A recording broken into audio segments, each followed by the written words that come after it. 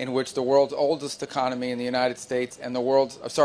oldest democracy in the United States and the world's largest democracy here in India are natural partners now and in the future. 2026年5月4日，意气风发的印度总理莫迪在首都公开呼吁各党派应停止政治暴力，选举结果代表民主取得了胜利。当天，莫迪的印人党在反对党堡垒西孟加拉邦大胜草根国大党，因为打出大标题“选举零死亡”，创下20年来最和平选举。然而，仅仅一天后随着败选的首席部长班纳吉痛斥选举舞弊并拒绝辞职，两派选民随即走上街头火并，有人被叫出家门揍得头破血流，有议员办公室被纵火，有人被处以私刑，新任首席部长助理更是被摩托车杀手当街扫射致死。大家好，这里是爱印 TV 星辰。跟过去取代东大的叙事相比2026年似乎是印度国运的转折点，曾经的欧美宠儿逐渐无人问津，取而代之的是小巴出足了风头。去年广为传颂的 GDP 赶得超日，今年一波能源危机打回老六。5月马斯克官宣放弃印度超级工厂计划，最近还冒出个48.2摄氏度高温，真热死人呐！此诚危急存亡之秋也。更魔幻的是，莫迪的印人党居然逆风起飞，横扫地方大选。此次选举后，莫迪的执政联盟掌握了全印28个邦中的22个，怎么做到的呢？转发加3连，这就是民主。听印度说。提到印度，大家印象最深的是什么呢？早在2021年，莫迪就在联合国大会上高调放话，虽然印度独立仅75周年，但却拥有数千年民主传统，我们是民主之母。有一说一莫迪这人呢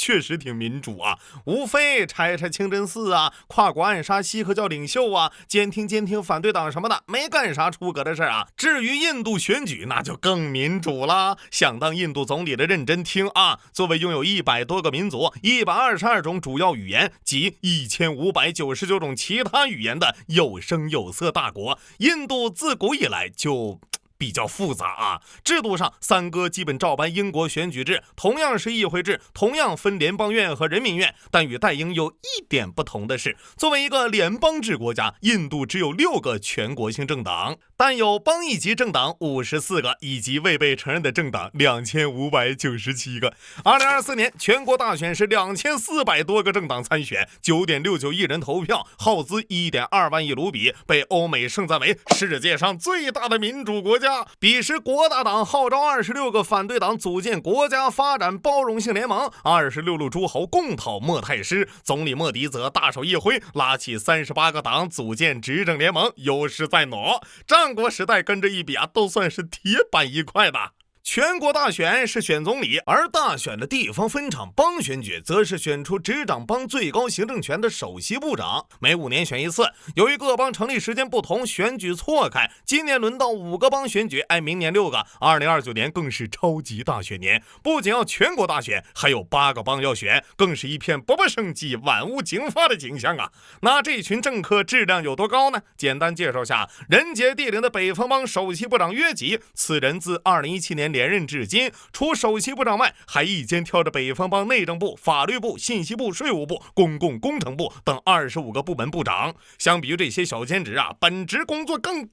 当地香火最顶上的印度教神庙首席大祭司，人不光管人间事还附带精神控制。著名政策包括跟我练瑜伽、新冠不怕他，还出台保护奶牛法，配备警察守护牛牛。他还有个令人闻风丧胆的外号是推土机爸爸，请注意这不是贬义。2020年，约吉带着警察下乡扫黑除恶，用推土机强拆了当地黑帮头目的豪宅，并现场直播，故而得名。24年，北方邦爆发著名的救护车强奸案，一妇女雇救护车送丈夫回家途中，遭到救护车司机及其助手强奸，重病丈夫爬起来阻拦，还被切断氧气摔出救护车死亡。得知此事的约吉绕过法院，强行派推土机把人房子铲了。当被问为何要用推土机粗暴镇压罪犯时，哥们秒答：难道我还要为那些非法侵占政府财产的人举行祭祀仪式？还有自2011年坐镇西孟加拉邦10余年，前几天刚下台的草根国大党班纳吉，他自称迪迪，翻译过来叫大姐大。通过多年深耕，与当地黑社会精诚合作，形成了诈骗腐败一条龙服务。著名事迹是选举时对反对派断水断电断口粮，麾下党员多次被曝组织庞氏骗局，篡改市政招聘答题卡，甚至部长等高层公然收现金贿赂被录小视频。他的侄子兼草根国大党议长因涉案20亿卢比的教师招聘舞弊案被查，执法人员还从他亲信家中搜出2亿多卢比现金。24年，首府加尔各答一女医生被性暴力致死，嫌疑人是当地警局的临时工，但班纳吉却反咬一口，女孩不该深夜外出。我的部长大人有点小爱好，酷爱画画，当地富豪争相抢购作品，一幅画曾卖出1.8亿卢比天价，真就楚王好细腰，宫中多饿死，楚王爱吃菜，家里全未带。那这种怎么选上的呢？这就不得不提印度特色选举3板斧：发福利、请明星，再来一个干死对手。首先是发福利，以佼佼者西孟加拉邦为例首席部长班加吉靠着发钱稳坐部长大位15年。今年3月地方选举前，班纳吉大手一挥，向失业的高中毕业生发放1500卢比津贴，够不够？还有女性月度津贴从1000卢比加到1500卢比，够不够？还有每月向农民发放1万卢比。他还承诺当地大型煤矿将雇佣10万人，未来100年该邦都不会停电。等一件事听起来像贿选，看起来像贿选，实际执行的时候也像贿选，那就不可能是贿选。财力更雄厚的印人党跟斗地主似的，直接超级加倍，你给3000是吧？我给6000。社区工作者、市政志愿者、警察每月通通加薪1000，还承诺100天内大力推动当地工业发展，靠着超能力击溃草根国大党当选。这也是印人党成立46年来首次在此执政，这招还屡试不爽。23年恰蒂斯加尔邦选举时呢，国大党籍首席部长巴格尔大手一挥，宣布免除农民全部贷款。没想到莫迪的印人党给的更多，承诺推出妇女赋权计划，向该邦已婚妇女每人发12000卢比现金，直接逆风翻盘。抢在别人前面把福利发出去，才能战胜对方，这就是成语先发制人的来源。由于福利大 ，PK 效果相当不错，各邦正在争相开展100亿补贴，有送水电费的，还有送免费医疗的，属于人有多大胆，地有多大产。最牛的当属21年泰米尔纳德邦一候选人投我只要我当选，人人发 iPhone、直升机、机器人、3层别墅，啥几千的，小气！我给每人账上转账1000万，还要把所有人送上月球，现场堪比吹牛大赛。可能有人会好奇钱从哪儿来呀？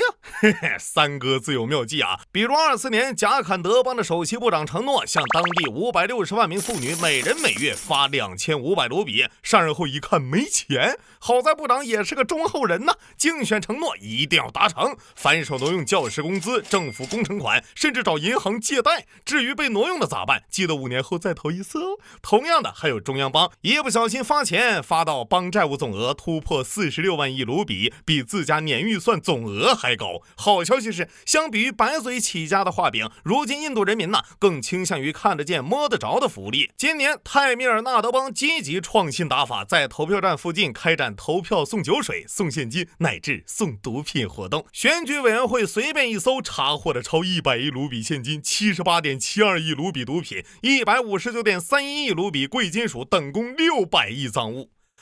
当然由于送福利门槛低、耗资大，加上各党疯狂内卷，最麻烦的是你真上了得实现呢，效果也就一般了。不过各党派结合印度国情，打通底层逻辑，对齐选举颗粒度，发明了新赛道，开创了新打法，明星下乡。自家爱豆要当部长，那不得狠狠打 call 其实印度明星利用名气从政并不新鲜2024年，印人党邀请宝莱坞著名影星康格纳披挂上阵，出战家乡曼迪选区，在毫无经验的情况下，凭借高知名度以及莫迪支持，以压倒性优势击败当地豪门辛格专员的儿子，当选人民院议员。不过上任不到半年呢，他就因为指责农民抗议是孟加拉国的阴谋，被印人党正义切割。去年印人党再接再厉，邀请比哈尔邦著名民谣歌手塔库尔参选，让他成了最年轻的邦议会议员。想想也能理解，毕竟是爱豆刘亦菲要是去竞选，那我也投票。来，请把你们的爱豆打在弹幕上。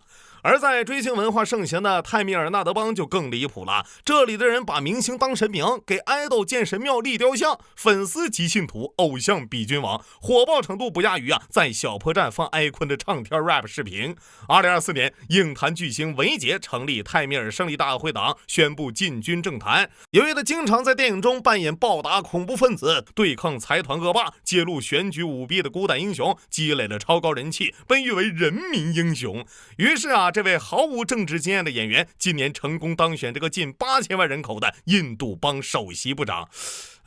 我好像看到了某位故人的影子。美中不足的是为了答谢粉丝，他竞选前专门搞了个造势见面会，不小心发生踩踏事故，导致超40人死亡。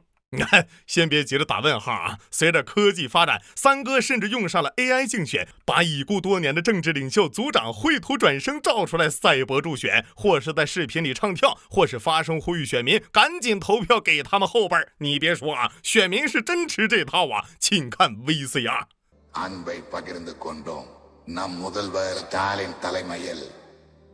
对了最早用这招的是莫迪。早在2014年，印人党就用莫迪的 3D 投影现身竞选集会造势，不少人还以为是祖宗显灵呢。如果前2招还没奏效，那就只能拿出杀手锏。要知道印度成年文盲人口数世界第一，合格选民有1/4是文盲，咋办呢？打鞭在今年的泰米尔纳德邦选区就上演了一出真假美猴王。5个叫森希尔的人同时出现在候选人名单，只有1个是官方候选人，其余4个全是被塞进去捣乱的。同样，喀拉拉邦前议员安瓦尔在参选时发现选票单上出现了4个安瓦尔，甚至还有印度影分身。2024年的马哈拉施特拉邦大选中，选举委员会调查发现85211人在选民名册上重复登记，其中的潘维尔地区更离谱选民名单被曝严重造假。一名男子被登记为268名选民的父亲，这还不是个例。今年西孟加拉邦同样发现一名阿桑索尔的男子被列为389名选民的父亲，还涉及到大量虚假地址和重复条目。除了超级爸爸，反对党领袖拉胡尔甘地还指控，在哈里亚纳邦的选民名册中，一名巴西模特的照片被重复使用了22次，分别对应不同姓名和选区。众所周知，柔克刚的近义词是巧克力不少党派也明白了，与其创造自己的选民，不如消灭对方的选民。怎么消灭呢？选举委员会在西孟加拉邦进行选民名册清查时，直接除名了高达910万名选民，占到该邦选民的12%。前首席部长班纳吉痛批这是政治迫害，因为被删除的选民至少311万名是穆斯林或弱势阶层，这些群体正是反对党的铁杆票仓。别急，还有呢，物理上清理选民。是的在投票期间，多个投票站直接变身战场最激烈的当属2026年的西孟加拉邦地方选举。俗话说，世上无难事只怕有些人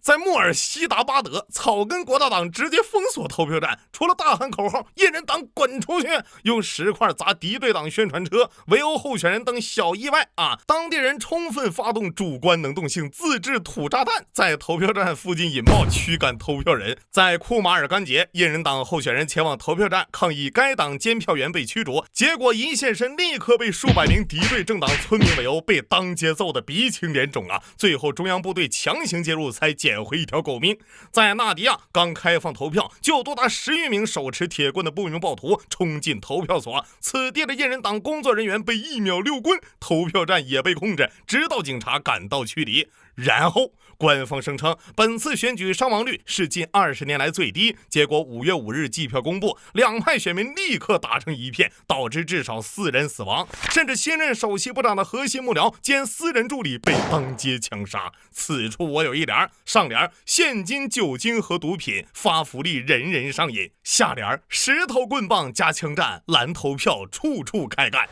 印度这个所谓的世界最大民主国家，反而因为选举暴露出了阶层分化、宗教对立、教育水平落后等等内部矛盾。当有投票权的人大都不懂政治，甚至不识字，却很容易被煽动起来参与投票时，全民投票在腐败、贫穷、短视的滋养下，成为社会问题巨型放大器。民主非但没有起到正面作用，反而造成社会更大的撕裂。更严重的是，羊毛出在羊身上，原本应该长期投入教育基建的资金，直接作为竞选承诺发福利，导致债台高筑。在这一刻，饮鸩止渴具象化了。2025至2026经济调查显示，印度各邦无条件现金转移支出约1.7万亿卢比，半数邦处于财政赤字。2011年，草根国大党强人班纳吉高喊母亲、土地、人民，终结了左翼在西孟加拉邦34年的执政。15年后，印人党以变革为口号打倒班纳吉，称他欺骗了几乎所有人。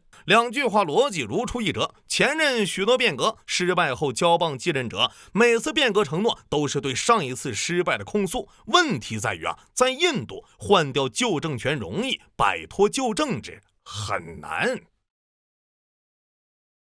But I think that India poses for China an ideological threat. And I think their idea of diminishing India in some way, embarrassing us, embarrassing the government, humiliating the people, is in some way an attempt to ensure that Indian democracy never poses a challenge.